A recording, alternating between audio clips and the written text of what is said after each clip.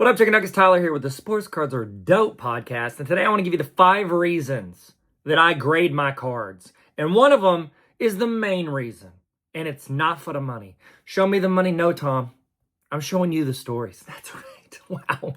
That was pretty deep and weird the way I did that. All right, I'm going to let you guys hear from future Tyler playing you that intro music. Hit him with it, my guy, who is me in the future.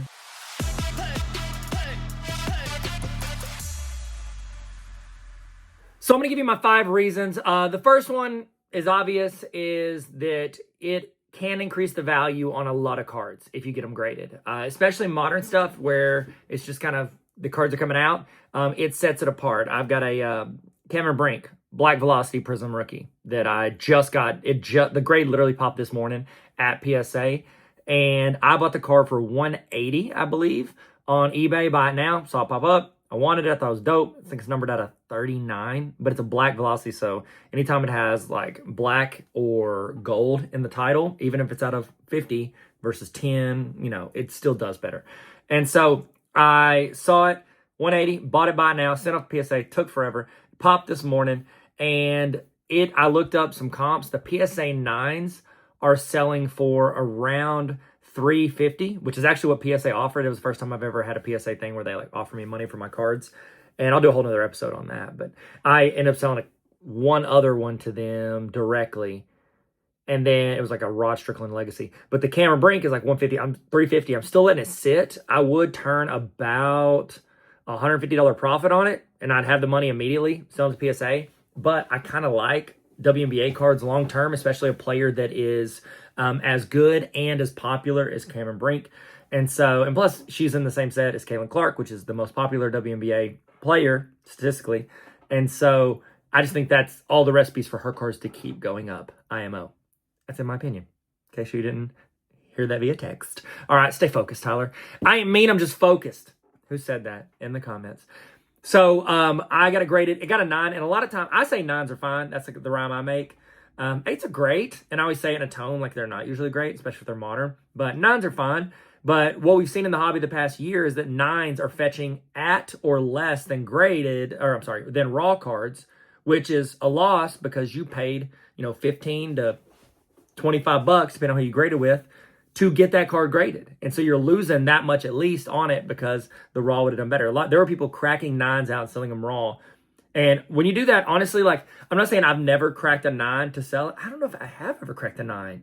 Because I always say 9s are fine, and I mean it. I may have. I'd have to check my graveyard of, it's in my drawer, my graveyard of graded card labels. But I don't think I've ever cracked a 9. But I know people that do, because you're essentially, it's almost like, it's a little deceptive if you're putting it out on your table. I say it's deceptive. People can look at the card and judge for themselves, and you guys know how as fickle as PSA is, it might get a 10 the next time. If someone asks me and I know I cracked it, I will tell them, yeah, I cracked that other case. It was this with this company. Take a shot at it if you want. If not, it's up to you. I've cracked and sent stuff to PSA and gotten different grades than the grade I had before. So throwing that out there. So 9s are fine. 10s is where you really see the bump and you're making better profit. This is not going. Vintage cards is much different market. So I'm not talking about vintage stuff. I'm talking stuff in the past 10, 15 years, depending on the card. And so you can increase the price by grading.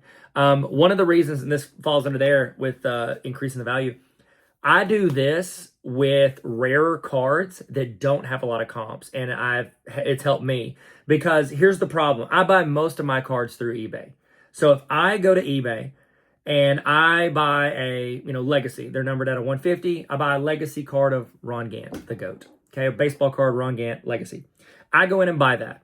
There's not any listed. It popped up. I buy it on bids, or I win it on bids, or I do the buy now, whatever. I take it, boom. That card is no longer available. You can't buy a Legacy card. Again, there's only 150. None are available to purchase, but my comp is the last one. I get that card in. I realize, I've already got that card. I've got that card.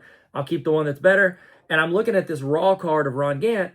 If I take that to a show and I set it on my table for sale, and let's say I bought it for $50 and I want to make $5. I put it at $55. Everybody that comes up, unless they're just they know me and they're cool with me, or they just roll off vibes like I do. I don't look up a lot of comps anymore. I'm the worst. And I go up there and I'm sitting there and somebody comes up and sees 55 on it, but the last comp is 50, that's my comp. That's my comp. And they are like, oh, well, the last comp was 50. Can you do 40? You know, because they wanted 80%.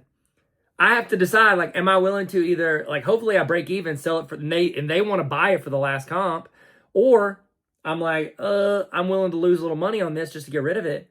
Like, I'm in a bad place because the last comp is my comp. And so cards like that, what I've found, even if they grade somewhere like, you know, if that card I sent it off, it grades an 8. All right? 8's a grade, you know? That's what I say. 8's a grade. And while that's not a huge bump, like if I got a 10, I know that's a bump. It's obvious. 9s, even on like old like 90s cards, that can get a bump. But a 7 or 8, 6, 7, I'm just kidding. I'm sorry. 7 or 8, I have an education, social media stuff. That's my main job is, you know, education things. And 6, 7 is not, it's going to be here for a minute. It's just literally changed from like that TikTok where it switches to LaMelo doing highlights because he's 6'7". And it's now just a meme. It's just 6, 7. Just say it. Anyway, so if you had a, you know, if it comes back a, you know, SGC 7 or a PSA 7, what I've found is if it's a rare card, I will almost always grade them, even if I know they're not going to 9 or 10, because that changes the comp conversation. While people are like, oh, it's, I know a raw just sold for 50. I'm like, well, this is a 7. It's a 30-year-old card. You know, I value it at $70, you know, and then they can now make a choice. And that comp, while it still might factor into their purchase, it is not as large of a percent factor as I think it is if it's the exact same. Oh, they're raw. Oh, they're, you know, oh, it's a PSA 7. The last sale was a PSA 7. That's what I should buy it for. Like, comps dictate so much. And I'm doing a whole episode on this, but I think what should play into this more is what is the cheapest price I can buy it for right now? Like, that's supply and demand. Not, oh, what's the last comp? Well, if I can't buy it, if it's a Victor Prism PSA 10, yes, I could go buy that right now on the internet. So, yes, you have to roll off comps because that is purchasable at any given time. But if you're buying a more rare card that does not pop up but a couple times a year, you now have to decide, do I want to buy this card either for myself and my PC or because I think it'll go up over time, or I think I might be able to buy it from you right now, toss it on auction, and I think there's at least 2 people in the world that are going to fight over it above what I pay you. So those all come in. That's a different podcast for a different day. Sorry, I start yelling. My daughter like, you talk too loud. And I go, it's because I make too many YouTube videos. I'm sorry, I talk too loud. That's on me. Okay? So 1, increase the value. Number 2, trackable value. I have, I've got some on my PC over here, and I've got a lot of raw cards, okay? But then I also have my graded card PC. I don't know why I pointed over there. It's right underneath there. You can't see it. This is a podcast. It's an audio medium. What am I doing with my life? I have graded cards. The reason I like graded cards a lot is because I can actually track the value a lot better than if it is a raw card. Yes, I could track raw card values, but you guys know, like, those are going to, especially, again, the older the card gets, the higher variance there is.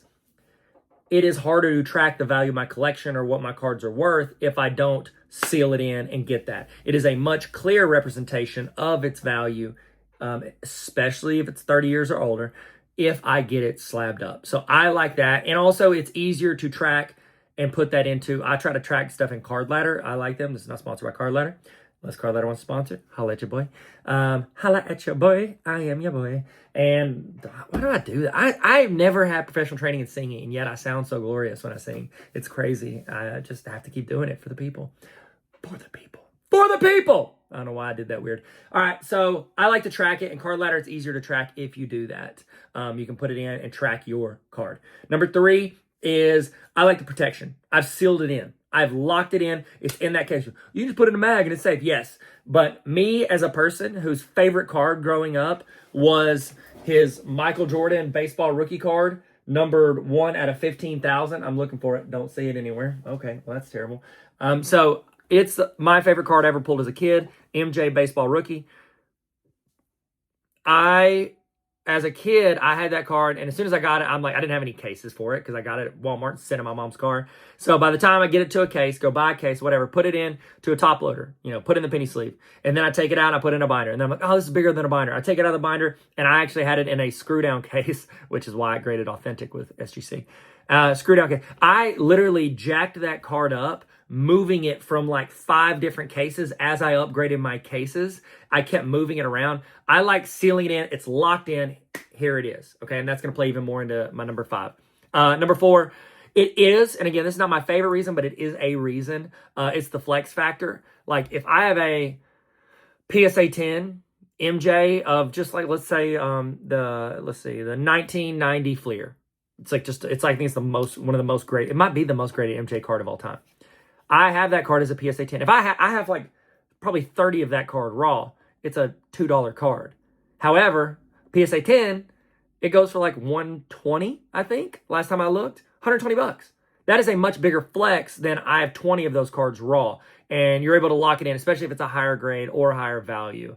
So there you go. And number 5, and this is the main reason I grade, especially my personal, that's the main reason I grade the first reason I gave you the money increase, that's why I grade stuff that I want to sell. That and to, if it's a rare card, it gives me a new comp. Like I don't have to have my card compared to my own comp if it's a rare card and I bought it online. Number 5, and the main reason I slab up my cards, even if they're going to be a low grade. I have it's right here. If you're on the YouTubes, I don't know if you can see it, but this is a Steph Curry. It's a 2009, I'm going to pull the mic over. 2009 Panini Prestige, Steph Curry, draft pick, light blue, numbered out of 999. It is a numbered Steph Curry rookie. I got it graded. It graded a 1. I think I traded like 2 or 3 graded cards for it to a dude named Ethan, who's super dope. See him at a ton of shows around Arkansas. Really good kid. I traded him, I think it was like a Franz SGC 10 and maybe a K. I can't remember. 2 or 3 cards for a raw version of this. It looked like someone literally got mad at Steph, crumbled it up because, I don't know, KD went to his team. So he crumbled it up. LeBron for life. And then they uncrumbled it, and then I bought it, and they put it in a top loader. And I bought it knowing, and like it's like partially, like, I don't know if it's a crease or a rip on the side, whatever. I got that card graded, and I knew it was going to grade a 1. Might have been authentic, but I knew it was going to grade a 1. And the reason I did that is because that is another piece of that card's story. One of the reasons we love cards is because of the story it tells, okay? This is an autographed, what year is this? 1999, James Posey, on-card auto, numbered out of 2,500. If this was a Kobe Bryant version of this, which I don't even know if they made one, I'm assuming they did. If this is a Kobe Bryant version of this, it'd be worth $2 to $3 grand. But it's James Posey, so it says $1.50 on the back.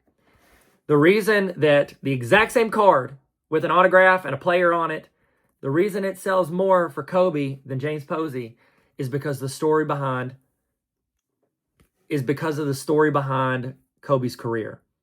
And then within that Kobe's career story, there are different cards that are worth more because of the story it tells. One of my favorite people, I talk about him all the time, way too much. I need to start, paying him commission. I don't make any money on this, but I should pay him commission because I love talking about the way he talks about sports cards. And that's Adam Gray, the Real 27 guy. I call him the Indiana Jones of the hobby. He tells the best stories on cards and gives the story behind it and why that card is more significant than another card that is just same size, same auto, same player.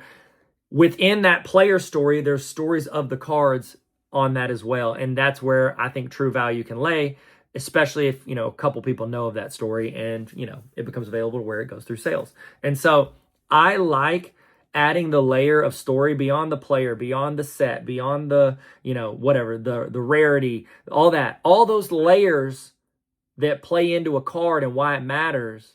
I love sealing it with the last piece of that. Well, I guess the second to last piece of that story, which is the slab. Because now, like I show it all the time, bought it from Adam anyways. Kobe Bryant, EX Credentials rookie. It's numbered out of 499.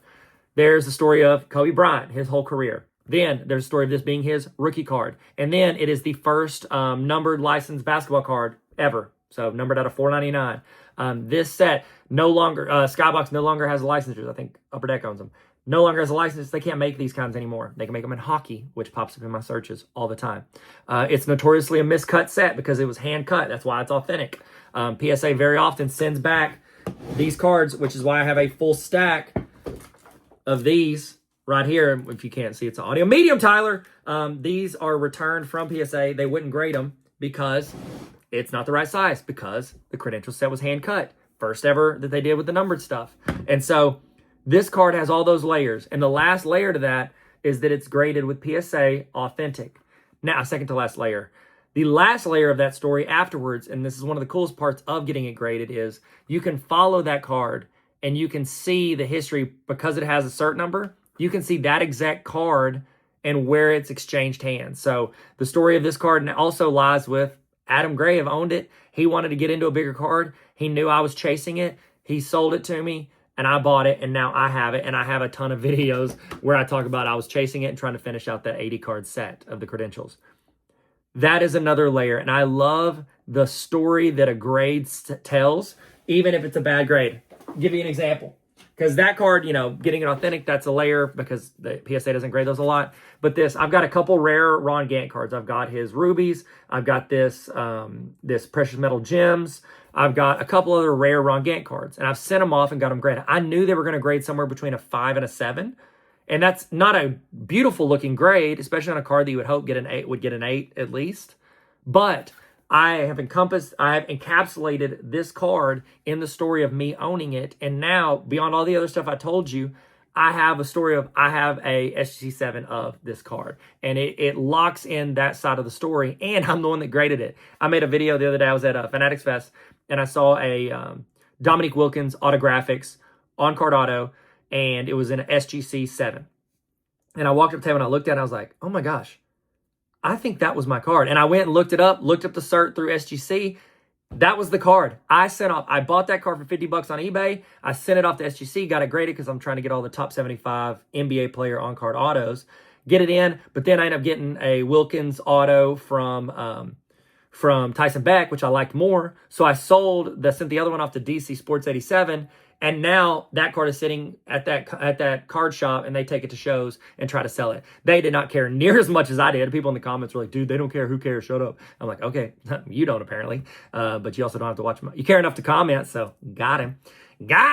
And so that is another layer of the story that you can track. And I, for one, love grading cards because I feel like it's a whole nother layer to the story of that card. And so let me know what you think in the comments. Why would you grade? Do you only grade for profit? Do you grade for PC? Do you grade for the look? I do also look the frame. I love the frame, the look of it. It looks a little more prestigious than if it's in a mag. And so my next step is I'm waiting on for grading. I'm sending stuff off randomly to SGC and PSA. I don't grade a ton with Beckett. They have a few autos that I sent through Game Day out of Little Rock that they're grading for me. But I have a ton of Tyson Beck. You know, he does official stuff with the athletes, but it's not league. And so for anybody that has cards, they have to send the checklists off to these grading companies. And those grading companies, once they get the checklist from, you know, Tyson or whoever, they will grade those cards. Well, Tyson, he's not a huge grade guy. He didn't send off the checklists to any of these companies, even though they definitely wanted them. And then PSA just started grading them, like without the checklist. And so PSA grades Tyson Beck stuff. However, PSA with their red label, it doesn't look good, in my opinion, with most of my Tyson Beck cards, unless they're like a red card, which most of them aren't. And so I'm waiting on Beckett or SGC to get the checklist and start grading them, and then I'll send all my Tyson Becks in, which would be like, I mean, I think I probably have got, if I sold them all right now, starting at $1 on eBay, I bet I could make, I don't know, 30, 40 grand on all those cards. I mean, I've got like 9 Steph autos and Tyson Becks. The Giannis is like a $1,500 to $2,000 card. I mean, I've got a ton of stuff. So I don't know. What do you guys think? Why do you grade cards? Let me know in the comments. If you're on YouTube or Spotify, if not, just think in your brain as you're driving or working out. And y'all be good, stay sweet, and never stop collecting. Like, subscribe if you want. But most importantly, sports cards are dope. And so are you. Later, y'all.